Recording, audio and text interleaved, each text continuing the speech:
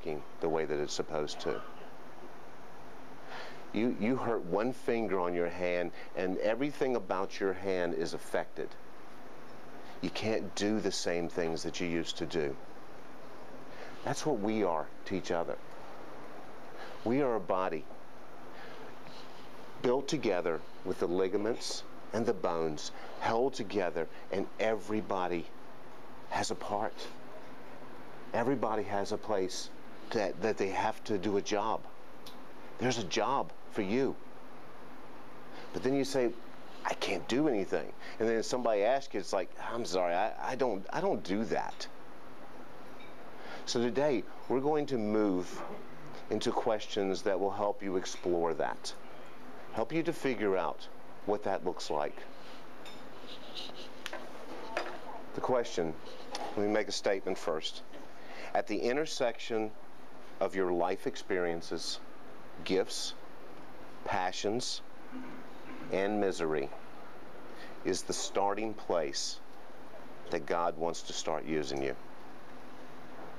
So the first question is broken down into 3 parts. One of the 3 may apply to, one of the 3 will apply to you, all 3 will not, or may not. What are you good at? Simple question. What are you good at? What is your passion in life? How many times have you said, oh no, God, I can't do that? But what can you do? Second part of the question, what has been a burden or misery that you have experienced in your life that God wants to now use? Think about Scott, who's not here today. He went through just a horrible divorce this last year. God took his misery, all of the stuff that he was in the middle of, and this year he moved into divorce care and said, okay, God, you took me through that. How can I turn around and help somebody that was in the same place that I was last year? That's what God wants to do. Third question, if none of the other 2 apply, what unique life experiences have you been through that you say, I wish I never had to go through that? And I hope nobody else ever has to. God wants to use that in your life. Second question, now that you've identified those things, how can you allow God to use you? It's your part to play as the body's held together. It's your gift. What if I were to tell you you could change the world? Look at yourself. Do you really think you could? Do you really believe that? What if I were to tell you that what God, if you're Christ's child, if you're God's child, what God has put inside of you will allow you to be a part to change the world? It's our calling. It's what Christ told us to do, to use those things in our lives and to move out. So today, it's all about change. And I hope just this little play with the Blues Brothers, this little thing, it's our mission from God. We're on a mission. All right?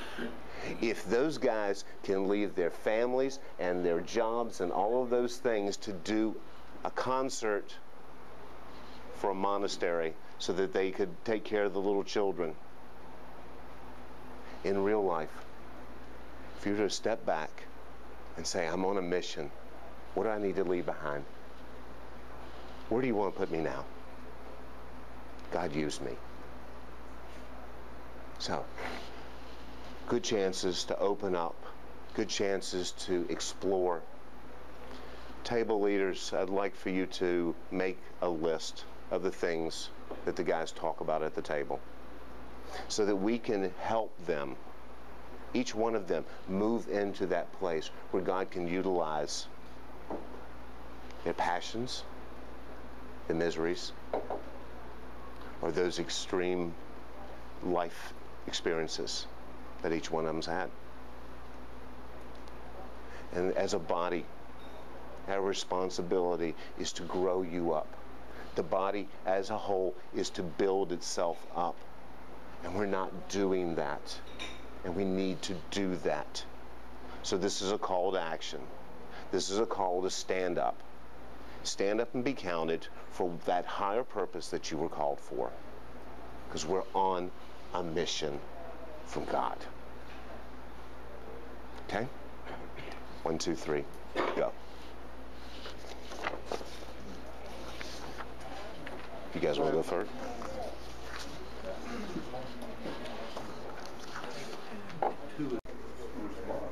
Are you looking it up?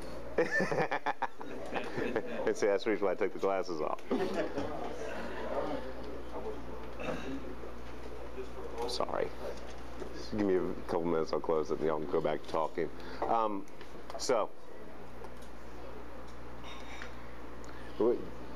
Summer's almost over. Thank goodness.